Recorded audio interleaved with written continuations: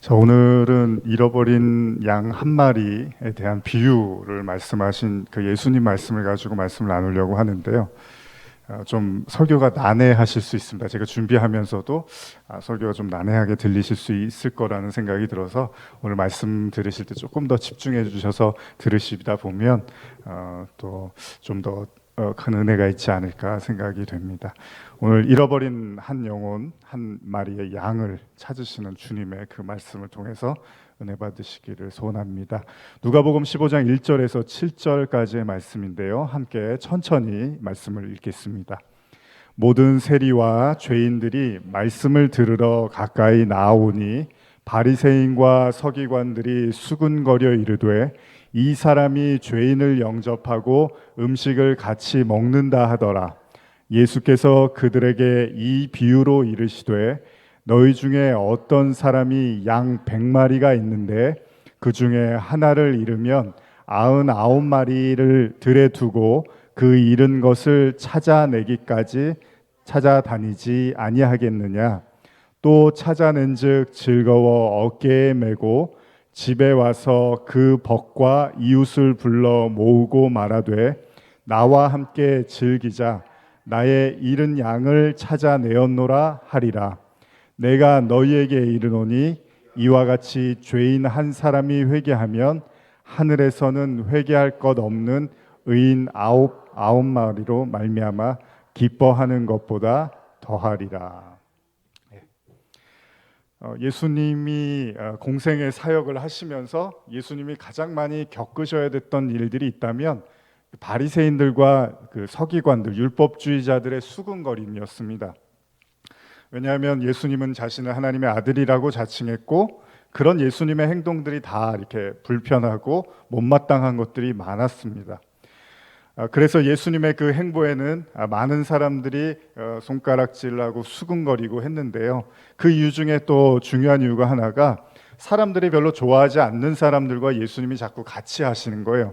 그 죄인들이라고 일컫는 그 세리들이라든지 또 여러 부류의 사람들과 예수님이 함께 하셨기 때문입니다. 예수님은 사실 많은 시간을 죄인들과 함께 보내셨습니다.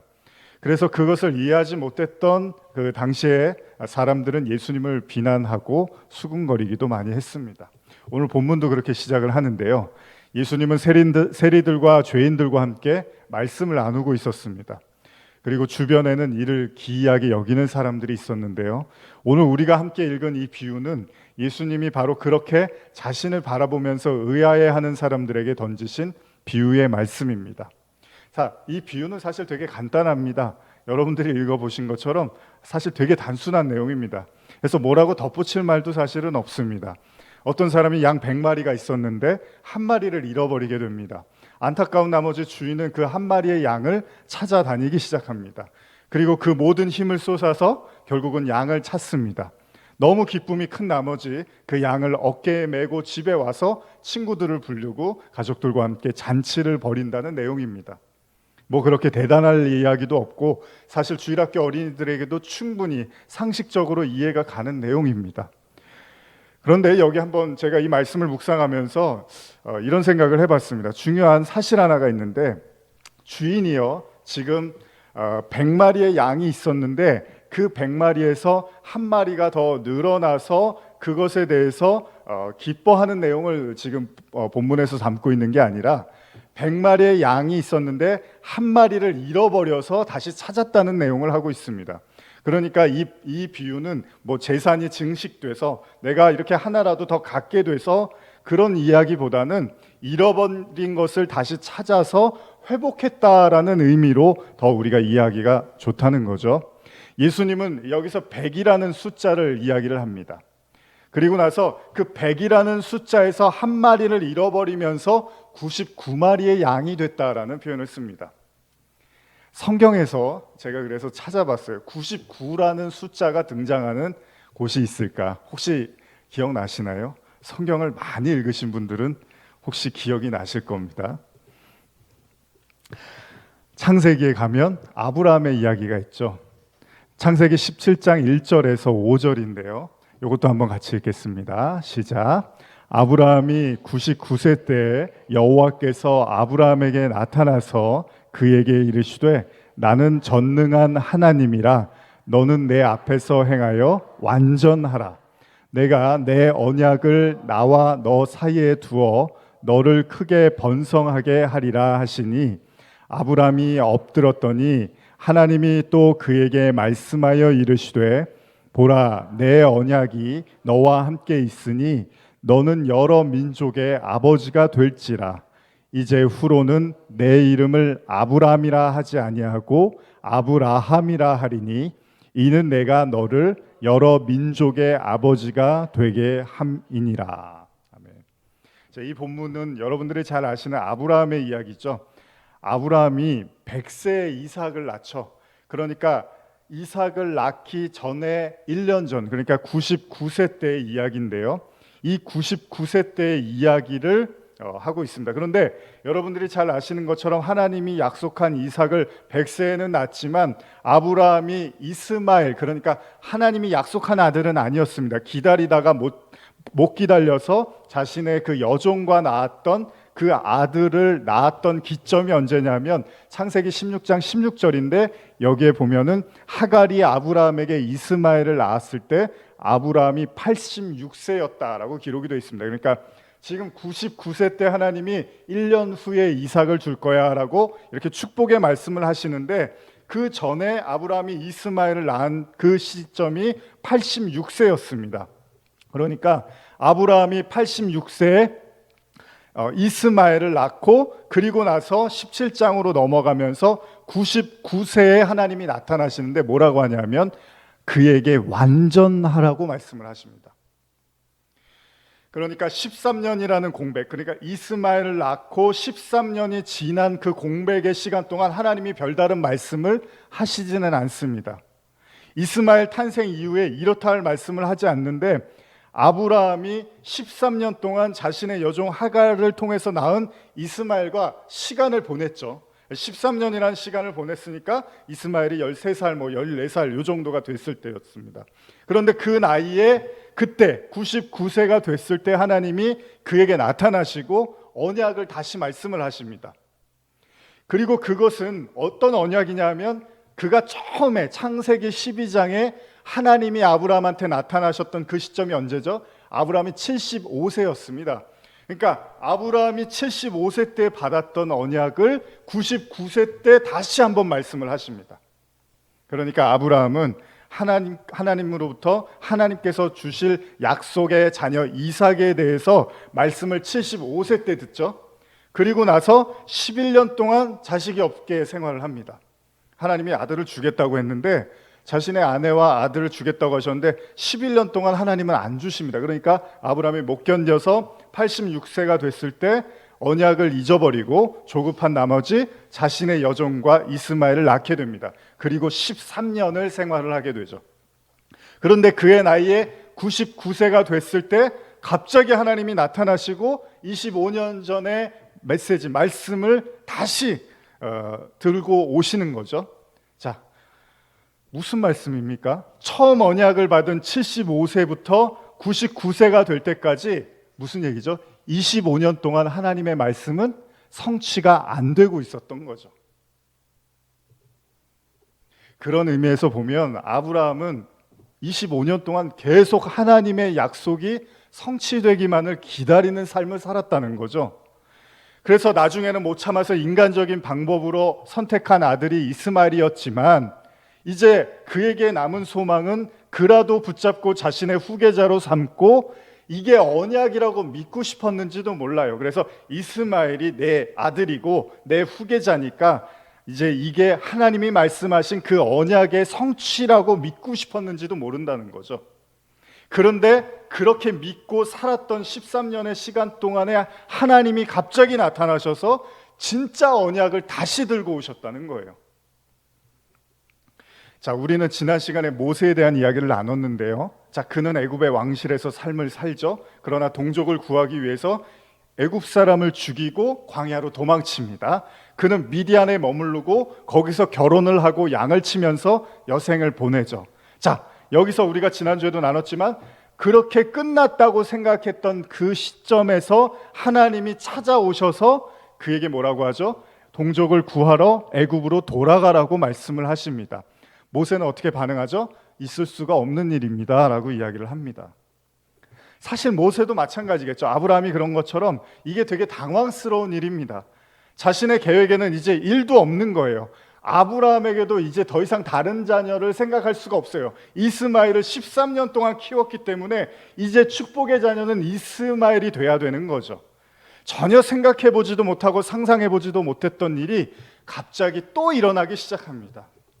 자, 아브라함은 어떤 생각을 했을까요? 하나님의 언약을 받고 25년이 지난 시점, 이제 더 이상의 자신의 아내를 통해서는 아브라함이 확실한 게 한 가지 있는데, 이제 자신과 자신의 아내를 통해서는 아이를 낳을 수 없다는 사실이 너무나 명확해지는 시점이었습니다. 불가능한 시점입니다. 이때 하나님이 언약을 들고 약속을 들고 오시는 거예요. 자, 이 이야기는 다른 의미에서 뭐죠? 안타깝지만 하나님의 언약이 완전히 실패했다는 사실도 내포하고 있는 거예요. 25년 동안 한 번도 하나님이 그 언약을 성취시킨 적이 없었으니까. 여러분들은 어떠십니까? 하나님의 언약이 성취가 되셨습니까? 아니면 아직 기다리는 중에 계십니까? 하나님의 관점에서 본다면 아브라함은 여전히 아직 성취되지 않은, 그러니까 언약이 성취되지 않은, 좀 다른 의미로 오늘 본문으로 말하면 잃어버린 양에 불과합니다.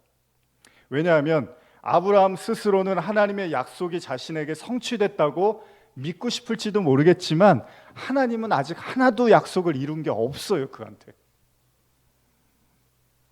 모세도 그렇지 않겠습니까? 모세 역시도 자신의 삶에서 이미 하나님의 역사는 끝났다고 생각을 했어요. 어쨌든 간에 애굽에서 도망치듯 나와서 이제 가정도 이루었고 양을 치면서 그럭저럭 나쁘지 않게 살고 있었단 말이에요. 그가 하나님과 어떤 기도를 했는지 어떤 믿음을 가졌는지는 잘 모릅니다. 하나님과의 관계가 어땠는지 모르지만 중요한 사실은 그 스스로는 이제 과거 일들이 다 지난 일이라고 생각하면서 익숙한 미디안 땅에서의 삶을 이제 낙으로 여기면서 살았다는 거죠.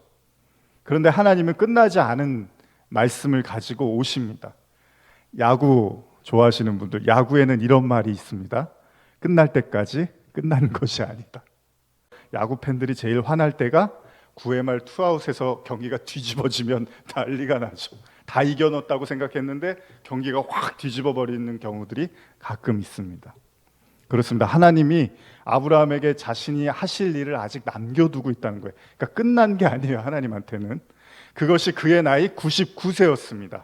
하나님은 그에게 할례를 말씀하시고, 할례는 우리가 이미 나누었던 것처럼 인간의 모든 가능성을 끊고 오직 생명이 하나님께 있음을 고백하는 의식이기도 합니다. 이 이야기는 바꿔 말하면 지금까지 아브라함이 이렇게, 여러분 사실 이 말씀이 가벼운 말씀이 아닌 게 99세에 나타나서 언약을 이렇게 들이대는 것은 아브라함 입장에서는 이제 다 이게 언약으로 믿고 싶은데 하나님은 그 모든 것이 언약이 아직 성취가 하나도 안 됐다라는 걸 끊어버리는 게 돼버리는 거예요. 그러니까 아브라함 입장에서는 이게 굉장히 힘든 이야기입니다. 당황스럽고. 다시 말하면 하나님은 지금부터 시작하겠다는 거예요. 아브라함과 사라의 불가능의 정점에 있는 그 일들을 이제 당신이 해결하시겠다고 말씀을 하시는 거죠. 아브라함도 알고 있고 사라도 알고 있는 그 사실 하나는 절대로 우리는 이삭이라는 아이를 낳을 수 없다라는 것이 그들의 분명한 확신이었습니다. 그런데 그 상황에서 아브라함에게 하나님이 말씀을 하신단 말이죠. 아브라함이 기분이 어땠을까요? 99세에 느닷없이 하나님이 나타나서 25년 전에 말씀하신 그것을 다시 듣게 됐을 때 이게 반갑게 들렸을까요? 아니면 아니 왜 갑자기 뭐 이렇게 생각을 했을까요? 그때 하나님이 말씀하시자 아브라함이 대답을 하는데 그것도 한번 같이 읽어볼까요? 창세기 17장 17절에서 18절입니다. 시작. 아브라함이 엎드려 웃으며 마음속으로 이르되 100세 된 사람이 어찌 자식을 낳을까? 사라는 90세니 어찌 출산하리요 하고 아브라함이 이에 하나님께 아뢰되 이스마엘이나 하나님 앞에 살기를 원하나이다. 자, 그가 99세가 될 동안에 그가 잃어버린 게 하나 있습니다. 그게 뭐냐면 25년 전에 하나님의 말씀이었습니다. 이게 여러분 오늘 한번 생각을 잘 해보십시오. 아브라함은 그 언약 갖고서 본토 친척 아비집 떠나서 살았는데 정작 아브라함이 지금 잃어버린 건 하나님의 언약이에요. 아브라함은 그걸 못 믿고 있습니다. 그래서 하나님은 지금 아브라함에게 새로운 언약을 주시는 게 아니라 원래 가지고 있었던 말씀을 다시 하신 거예요. 그런데 하나님이 아브라함과의 그 세웠던 그 약속을 하나님이 다시 말씀하시지만 아브라함에게는 이제 지나간 얘기인 거예요. 25년 동안 들어주시지 않았으니까 믿을 수가 없는 거죠. 여러분, 우리가 한 가지 생각해 볼 것이 있는데요. 여러분, 믿음의 조상, 마치 대단한 믿음을 가졌을 거라고 우리가 아브라함 하잖아요. 아브라함의 믿음 하는데 아브라함에게 지금 하나님의 언약은 없습니다. 안중에도 없습니다. 99세의 그는 하나님의 말씀을 뭐라고 하죠? 아까 읽으셨죠? 엎드려 웃으며 마음속으로 이르되, 이렇게 생각을 해요. 안 믿어요. 못 믿어요. 못 믿죠. 25년을 기다렸는데. 잊어버리고 잃어버린 시간 25년이 됐습니다. 하나님이 그때 나타나신 이유가 뭘까요? 저는 사실 궁금했어요. 이 설교를 준비하면서도 왜 25년 동안이나 아브라함에게 안 나타나시고 기적을, 그 약속을 이루지 않으셨을까? 안 나타나신 건 아니지만요. 잃어버린 언약을 찾기 위해서 아브라함 앞에 하나님이 나타나시고, 근데 왜 이 시점이었느냐라는 생각을 하는데 제가 한번 이런 질문을 던져볼게요. 여러분, 지금 시점에 아브라함은 구원을 받은 겁니까? 안 받은 겁니까? 지금 아브라함이 하나님의 언약의 말씀을 잊고 있어요. 그리고 속으로 비웃습니다. 자, 아브라함은 구원이 된 겁니까? 구원이 안 된 겁니까? 창세기 15장 6절에 보면요, 아브라함이 여호와를 믿으니 여호와께서 이를 그의 의로 여겼다. 우리가 잘 아는 말씀이죠. 하나님이 아브라함이 믿음을 갖고 있어서 하나님께서 그걸 의로 여겼다고 하는데 16장에서 무슨 일이 일어나죠? 이스마엘을 낳습니다. 그리고 17장에서 언약을 이야기하자 비웃습니다. 그리고 18절 소돔과 고모라 이야기가 나오고, 그 다음에 계속해서 자신의 아내를 또 바로 왕에게 두려워서 이렇게 넘기는 이야기가 나옵니다. 그러니까 믿음의 의가 이야기가 되자마자 아브라함의 계속해서 안 좋은 믿음의 모습이 계속 드러납니다. 분명 하나님은 아브라함의 믿음을 보고 의로 여겼다고 기록이 되어 있지만, 그러나 99세의 아브라함에게는 사실 믿음이 하나도 없습니다. 지금 하나님의 그 말씀에 대해서, 약속에 대해서 아브라함은 전혀 믿지를 못하고 있고요. 오히려 연약한 인간 아브라함만 보입니다. 아브라함의 믿음이 있는가 없는가, 여러분들이 봤을 때는 어떻습니까? 아브라함은 하나님의 약속을 믿고 있습니까? 믿음이라는 게 그런 거잖아요. 불가능한 걸 믿는 거잖아요. 그런데 아브라함은 지금 그걸 못 믿고 있다는 거예요. 하나님께서 아브라함에게 주신 것이 유일한 언약이었는데, 약속이었는데 지금 아브라함이 그걸 못 믿고 있다는 겁니다. 자, 우리가 물론 어설프게 아브라함이 구원을 받았네 못 받았네, 지금 이 순간에 받았을 거야 못 받, 이런 얘기는 별 의미가 없으나, 왜냐하면 이미 아브라함은 믿음의 조상으로 등극했습니다. 중요한 건 하나님의 일에 대한 문제인데, 하나님의 관점에서는 아브라함에 대해서 아직 일이 끝나지가 않았다는 겁니다. 아브라함이 반드시 거쳐야 되는 관문이 있는데요, 하나님은 어떻게든 간에 아브라함을 통해서 이삭을 낳겠다는 거예요. 그런데 우리가 잘 알듯이 아브라함이 이삭도 낳지만 사실 아브라함의 믿음이 실제로 하나님께 인정받는 시점이 언제냐면요, 이삭을 낳았을 때가 아니라 이삭을 하나님께 드렸을 때 인정을 받습니다. 그러니까 하나님의 관점에서는 아직 아무것도 시작이 안 된 거예요. 이삭도 안 낳고 이삭을 바치지도 않았어요. 중요한 게 뭡니까? 아브라함의 관점에서 보면 아브라함은 스스로 언약에서 벗어나서 잃어버린 자였는데, 아브라함 스스로는 언약이 성취됐고 이스마엘을 축복하시면 언약이 완성될 거라고 믿었다는 거예요. 그에게 하나님의 언약은 사실 하나님 입장에서는 아직 아직 하나도 이루어지지 않았으니까 무효와 다름없었다는 거죠. 그에게 하나님의 언약은 아무 효력도 없고 지금 그에게 중요한 것은 이스마엘과의 일상입니다. 그러니까 지금 이스마엘, 내 아주 그냥 이 어렵게 여종을 통해서 낳은 이 이스마엘과의 삶이 지금 그에겐 너무 소중한 거예요. 그래서 그가 뭐라고 이야기합니까? 아까 읽으셨던 창세기 17장 18절에 보면 아브라함이 이에 하나님께 아뢰되 이스마엘이나 하나님 앞에 살기를 원하나이다, 이렇게 말을 합니다. 이걸 현대어로 제가 한 번 더 읽어드릴게요. 아브라함이 하나님께 여쭈었다. 주여, 이스마엘이나 오래도록 살게 해주소서. 이스마엘이나 내 대를 이어 재산을 물려받게 해주십시오. 주께서 하신 약속을 이스마엘에게나 잘 지켜 주십시오.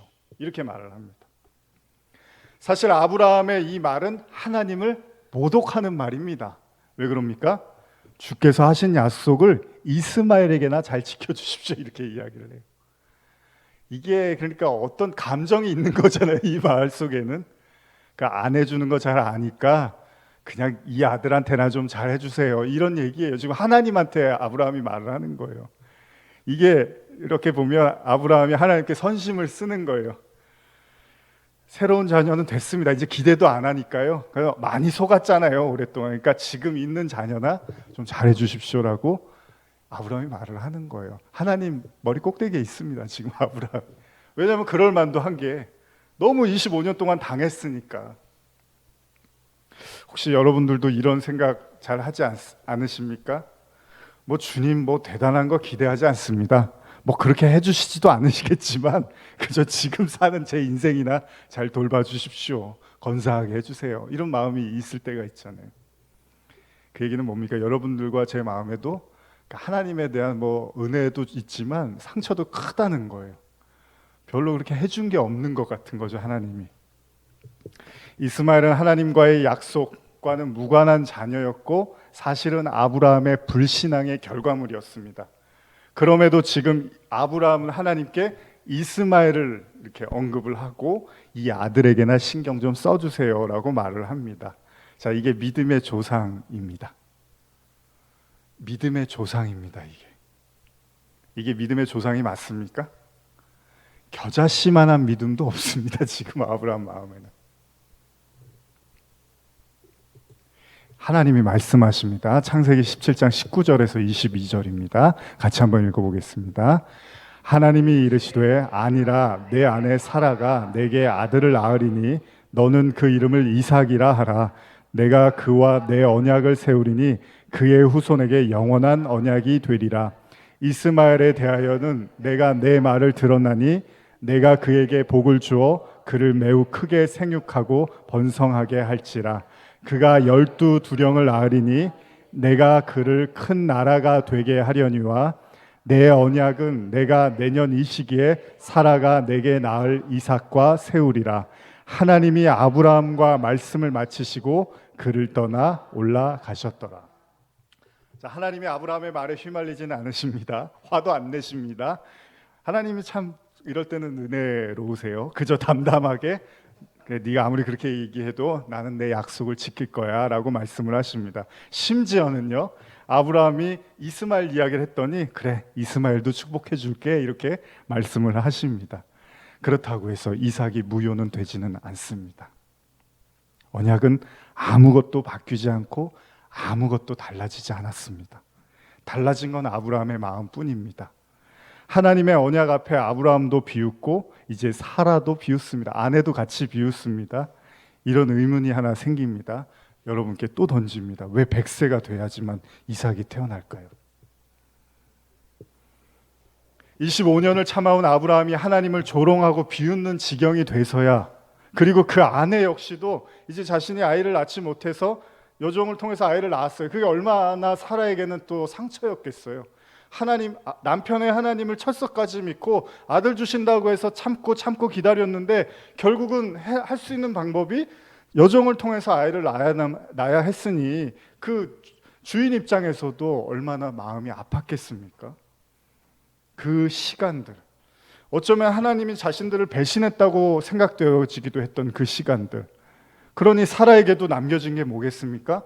하나님에 대한 불신앙밖에는 없을 겁니다. 사라는 또 뭐라고 합니까? 창세기 18장 12절입니다. 제가 읽을게요. 사라가 속으로 웃고 이르되 내가 노쇠하였고 내 주인도 늙었으니 내게 무슨 즐거움이 있으리요. 참 가슴 아픈 단어 하나가 있는데 내게 무슨 즐거움이 있으리요, 이 말씀이 있습니다. 25년의 시간 동안에 이제 두 부부에게 남은 건 뭐죠? 불신앙만, 그러니까 믿음 없음만 있습니다. 그들의 언약은 그들에게 잊혀졌고요, 그들에게 하나님을 믿을 힘도 이제 없습니다. 늙어서 노쇠했는데 무슨 즐거움이 있겠습니까? 이게 무슨 말입니까? 하나님으로부터 무슨 덕을 보겠습니까, 우리가? 이런 이야기도 있는 거예요. 신앙은 친절하게도 신약 성경을 보면 친절하게 뭐라고 하죠? 신약 성경에서는 이 아브라함과 사라를 굉장히 높이 이렇게 이야기를 합니다. 마치 그들이 믿을 수 없는 상황에서 믿었다고 이렇게 본문에는 기록을 하는데 오늘 본문을 보면 그렇지는 않아요. 어찌 보면 이제 그들에게 더 이상 언약에 대한 믿음은 눈꽃만큼도 남아있지가 않습니다. 자, 하나님께서 아브라함에게 할례를 명하셨던 99세, 그리고 이삭을 허락하셨던 100세, 99의 의미는 뭘까요? 그리고 100의 의미는 또 뭘까요? 왜 하나님은 100세가 돼서야 이삭을 주신 걸까요? 어쩌면 우리는 말씀에서 그 의미를 찾을 수 있습니다. 그것이 알고 싶다. 창세기 17장 1절 다시 한번 읽어볼까요? 창세기 17장 1절입니다. 같이 한번 읽어볼까요? 시작. 아브라함이 99세 때에 여호와께서 아브라함에게 나타나서 그에게 이르시되 나는 전능한 하나님이라 너는 내 앞에서 행하여 완전하라. 자, 아브라함이 99세가 되던 해에 하나님은 그에게 완전하라고 말씀을 하십니다.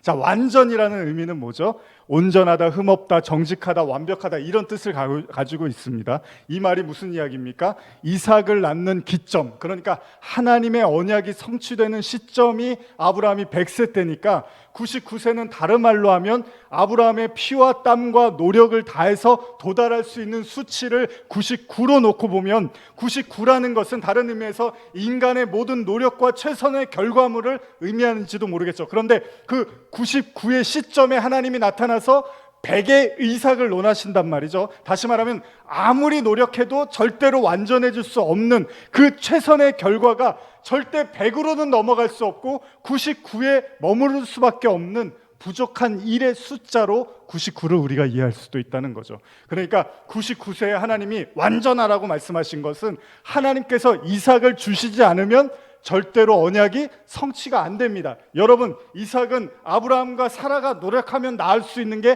절대 아니라는 거예요. 그러니까 하나님이 99, 그 불완전한 숫자의 끝자리 99에서 하나님이 완전수 100을 이야기하시는데 이 100은 누가 하시는 거냐면 하나님의 은혜가 아니면 절대로 인간은 99에서 100으로 넘어갈 수가 없다라는 거예요. 그러니까 언약의 성취는 100% 하나님한테 달려 있으니까 우리는 아무리 노력을 해도 99까지는 갈 수 있지만 그 100을 향해서는 넘어갈 수가 없는 거죠. 아브라함의 99년의 인생 동안의 결과물이 뭡니까? 육신의 생각으로 낳은 이스마엘입니다. 결국 인간이 도달할 수 없는 은혜와 완전한 그 하나님의 수 100은 하나님이 던져주지 않으면 하나님의 절대적인 주권과 그의 통치가 아니고서는 인간은 절대로 100이라는 하나님의 약속의 성취에 도달할 수 없다는 거죠. 자, 오늘 우리가 말씀을 시작하면서 나눴던 잃어버린 양을 찾는 주인에 대한 비유를 제가 말씀을 드렸는데 이것에 대한 반증을 담고 있습니다. 주인은 양을 잃어버렸습니다. 다시금 주인은 양을 찾아서 떠납니다. 99마리의 양을 남겨두고 잃어버린 한 마리의 양을 찾아서 끝없이 헤맵니다. 결국 주인은 양을 찾고 자신의 어깨에 와서 메고 집으로 와서 잔치를 벌입니다. 무슨 이야기입니까? 양은 길을 잃고 헤매이지만 그의 스스로의 힘으로는 집으로 돌아갈 길이 없다는 거예요. 그는 여전히 방황하고 배고픔과 추위에서 그리고 맹수들의 공격을 견뎌내야지만 살아갈 수가 있었습니다. 그를 구원해 주는 것은 양 스스로의 힘으로는 절대로 불가능하다는 거예요. 오직 주인이 그를 찾아가야지만 그가 주인에 의해서 찾아지고 그래야지만 그가 살아갈 수가 있는 거예요. 살 수가 있는 거죠. 그러니까 피조물의 한계, 즉 피조물의 최선은 99라는 불완전 숫자에 머무를지도 모른다는 의미를 내포하고 있다고도 생각을 해봤습니다. 그러니까 100으로 완성시키는 것은 양의 주인이 곧 하나님 외에는 구원이라는 완전함에 이르게 할 수는 없다는 거죠. 결국 저와 여러분들도 구원을 받는다는 사실은 하나님이 저와 여러분들을 찾아내지 않으면 우리에게 구원은 불가능할지도 모른다는 거예요. 그러나 중요한 의문을 한 가지 제기합니다. 예수님이 들고 있는 이 비유에서 왜 주인은 양을 잃어버렸을까요? 양이 제 발로 나간 걸까요? 아니면 주인이 실수로 흘린 걸까요? 하나님께서 이 땅에 잃어버린 영혼들이 있다면 그건 하나님이 이 땅에 하늘에서 땅으로 이렇게 흘려버린 건가요? 그래서 하나님이 그들을 찾으러 막 이 땅에 오시고 그런 걸까요? 만일 하나님이 그렇게 온전치 못하고 칠칠 맞은 분이라면 우리가 하나님을 어떻게 신뢰할 수 있겠습니까? 그러나 우리가 한 가지 추측 가능한 게 하나 있는데요. 에덴에서 아담과 하와가 스스로의 죄로 인해서 이렇게 쫓겨나죠. 그러니까 어떻게 보면 잃어버린 양이라는 것은 죄로 인해서 떠난 양으로도 볼 수 있는 거잖아요. 왜냐하면요, 이 비유의 결론이 뭡니까? 오늘 읽으신 그 100마리의 양에 대한 비유의 결론이 뭐냐면요, 누가복음 15장 7절입니다. 우리 같이 한번 읽어볼까요? 시작. 내가 너희에게 이르노니 이와 같이 죄인 한 사람이 회개하면 하늘에서는 회개할 것 없는 의인 99마리로 말미암아 기뻐하는 것보다 더하리라. 사실 이 비유의 끝은 회개에 대한 이야기로 정리를 하십니다. 그러니까 우리가 생각했을 때는, 저는 이 비유 가지고 예전에 설교할 때 하나님은 잃어버린 한 마리의 영혼을 찾아서 이 땅에 오셨으면 해서 막 눈물 흘리고 성도들한테도 막 그런 감흥을 주려고 되게 애를 썼는데, 사실은 이 비유의 결론은요, 회개에 대한 이야기입니다. 그리고 제가 왜 이 설교를 준비했냐면, 지난 한 주 동안에 설교 준비하면서 성경에서 말하는 최고의 기쁨이 뭘까라는 묵상을 계속했어요. 그러면서 하나님의 이 기쁨을 좀 나누고 싶은데, 제가 기쁨 나누고 싶으면 드는 것 중에 하나가 다윗이 이렇게 법궤에 들어와 갖고 춤추다가 옷을 다 벗겨져요. 빨개 벗겨지는데 그것도 모르고 막 춤을 추면서 사람들이 이제 막 비난도 하고 하지만 너무 기쁜 나머지 그런 여러 가지 성경 안에 기쁨이 있잖아요. 근데 진짜 하나님이 말씀하시는 최고의 기쁨이 뭘까라는 것을 생각하다가 고른 게 이 본문인데, 여기 보면은 하늘에서 회개할 것 없는 의인 99마리로 말미암아 기뻐하는 것보다 더하리라, 이런 말씀이 있습니다. 그러니까 이 본문은 분명히 하늘의 기쁨을 담고 있는 이야기입니다. 하나님이 언제 가장 기쁘고 언제 가장 행복하시느냐에 대한 이야기를 이 잃어버린 양의 비유를 통해서 우리에게 말씀하십니다. 그러니까 주인이 잃어버린 양을 찾은 이유, 그리고 그것을 찾게 하신 이유는 오늘 이 본문처럼 회개를 시키기 위해서 양을 찾으셨다는 겁니다. 그리고 나서야 99마리의 양이 어떻게 되죠? 100마리로 다시 완성이 됩니다. 여러분, 퍼즐을 짜맞출 때 수천 조각의 퍼즐을 아무리 잘 맞췄더라도요, 퍼즐이 힘든 게 하나라도 잃어버리잖아요. 그러면 그 퍼즐은 가치가 없어집니다. 아무리 수천 개의 퍼즐을 다 맞춰도 마지막 그 하나를 놓쳐버리면 퍼즐로 쳐주지 않습니다. 어디에 액자에 걸기도 뭐합니다. 그럼 구원이라는 걸 한번 생각해 보는 거죠. 하나님이 아브라함에게 완전하라고 말씀하셨던 것은 아직 완전하지 못하다는 거죠.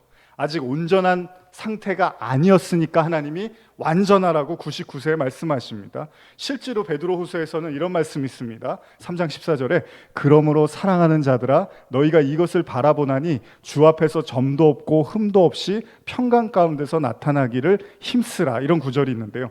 점도 없고 흠도 없다는 게 무슨 말이죠? 여러분들이 어떻게 점도 없고 흠도 없을 수 있을까요? 우리가 아무런 잘못도 하지 않고 아무런 흠잡을 게 없는 그 상태로 되라는 거예요, 지금 베드로가. 근데 이게 사실 불가능하잖아요. 그러니까 하나님이 우리를 완전하게 이르게 하지 않으면 우리는 절대 완전해질 수가 없는 존재들이잖아요. 그러니까 이미 나눈 것처럼 우리의 노력으로는 99까지는 갈 수 있습니다. 사실 99도 아니에요. 그냥 좋게 봐줘서 99라고 하는 거지. 99까지는 가지만 절대 우리는 100이라는 충만함을 만들 수가 없다는 거예요. 이걸 가능케 하는 게 무엇입니까? 자, 잃어버린 양의 비유의 핵심은 뭐냐면 회개입니다.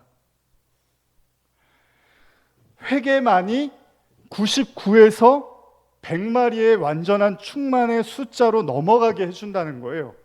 쉽게 말하면 저와 여러분들의 언약을 완성시켜주는 그 요소가 회개라는 겁니다. 회개를 하면 그 99에 머물렀던 우리의 언약이 100으로 넘어가게 된다는 거예요. 하나님께서 아브라함에게 완전하라고 말씀하실 때 아브라함에게는 언약을 완성시킬 아무 힘도 능력도 없습니다. 그는 이제 언약조차도 까맣게 잊어버리고 더 이상 그 언약을 믿을 어떤 힘도 가지고 있지 못하였습니다. 저는 이 말씀을, 여러분들 오늘 말씀을 어떻게 이해하시는지 모르겠지만 왜 하나님이 99까지 우리를 끌고 가시고 근데 그 99에는요 아무 결실이 없습니다. 75에서 시작했던 아브라함의 신앙에서 99까지 이르는데 아브라함에게 남은 건 아무것도 없었어요.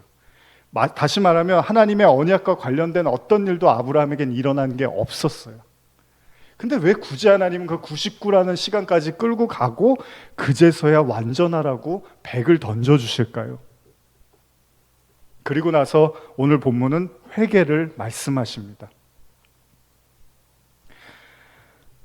여러분과 저는 99에 머물러 있는지도 모릅니다. 어쩌면. 그리고 그 99에 우리가 완성하고 있는 이스마엘이라는 아들을 붙잡고 하나님 여기에다 축복해 주세요라고 기도하고 싶을지도 모릅니다. 그런데 하나님은 하나님의 언약을 아주 싱싱하고 신선한 그 언약을 다시 이루겠다고 말씀을 하십니다. 99는 분명 인간의 한계를 내포하고 있을 겁니다. 그러나 하나님과의 25년의 시간이라는 그 시간을 보내면서 아브라함이 깨달은 한 가지가 있다면 자신의 믿음의 한계, 자신의 신앙의 한계, 자신의 언약의 한계였겠죠. 이 말씀이 저는 여러분들에게 위안이 되셨으면 좋겠는데 하나님이 믿음의 조상에게 지금 깨닫게 하신 일은 믿음이 없다는 사실을 깨닫게 하십니다. 그러니까 여러분 믿음 없다고 너무 낙심하지 마십시오. 하나님이 믿음의 조상이 되게 하기 위해서 가르쳐 준 건 믿음이 없다는 사실입니다. 마가복음 9장 21절에서 24절 한번 같이 읽어볼까요? 시작. 예수께서 그 아버지에게 물으시되 언제부터 이렇게 되었느냐 하시니 이르되 어릴 때부터이니이다. 귀신이 그를 죽이려고 불과 물에 자주 던졌나이다. 그러나 무엇을 하실 수 있거든 우리를 불쌍히 여기사 도와주옵소서.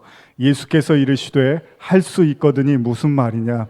믿는 자에게는 능히 하지 못할 일이 없느니라 하시니 곧 그 아이의 아버지가 소리를 질러 이르되 내가 믿나이다. 나의 믿음 없는 것을 도와주소서 하더라.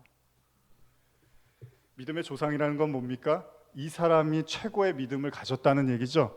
그런데 그 믿음의 조상에게 하나님이 가르쳐 준 것은 믿음이 없다는 겁니다. 다시 말하면요, 모든 인간은 시간이 지나면 믿음을 잃어버리게 돼 있다는 거예요. 그래서 하나님이 아브라함의 믿음이 완전히 소멸되는 99세의 시점에서 진짜 믿음을 던져주시는 거죠. 멋지지 않으십니까? 그래서 아브라함이 하나님을 만나는데, 여러분, 아브라함이 언제 하나님의 어린 양을 만납니까? 이삭을 바칠 때 만나죠. 그러니까 모든 인생과 신앙과 세상의 모든 주권이 하나님께만 있다라고 고백했던 그 순간 자신의 사랑하는 이삭을 하나님께 제물로 바칩니다. 그때 어린 양이 나타납니다. 잃어버린 양. 그러니까 잃어버린 양을 그냥 내가 하나님께 잃어버렸구나라고 생각하실 수도 있지만, 여러분들은 그 어린 양을 만나셨습니까? 그 어린 양을 만나시려면 99의 믿음으로는 안 됩니다. 100으로 던져주신 이삭이 우리의 믿음으로 존재할 때 우리가 그 이삭을 제물로 드릴 수 있게 되는 거고요. 그때 숨어있던 어린 양이 나타나서 진짜 번제를 드릴 수 있는 예배가 되는 거죠.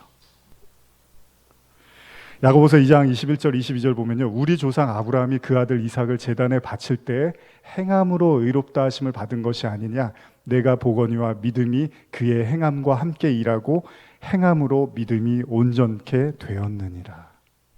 무슨 말이냐면요, 이거는 행함을 강조한다고 오해할 수 있는데 그게 아니죠. 이게 더 무서운 말씀이죠. 믿음보다. 뭐냐면 아브라함이 이삭을 바칠 수 있었던 건 25년의 신앙생활을 통해서 절대로 태어날 수 없는 이삭이 태어나고 나니까 이제 아브라함이 눈이 확 떠지는 거예요. 그게 뭐냐면, 와, 하나님은 내 모든 생각과 의지와 신념조차도 다 넘어서시는 분이구나. 다시 말하면요, 자신의 믿음이 완벽하게 가짜였음을 인정하는 그 순간에 하나님의 언약과 믿음이 자신 안으로 들어와서 지배하더라는 거예요. 그러니까 아브라함이 이삭을 바친 건 자의가 아니라 하나님의 의로 인해서 바쳐지게 되어진다는 거죠. 여러분, 성령은 우리가 할 수 없는 일을 한다고 하잖아요. 로마서에서. 다시 말하면 아브라함의 의로 이삭을 바친 게 아니라 이미 하나님의 의가 아브라함을 지배하는 시점이 100세였다는 겁니다.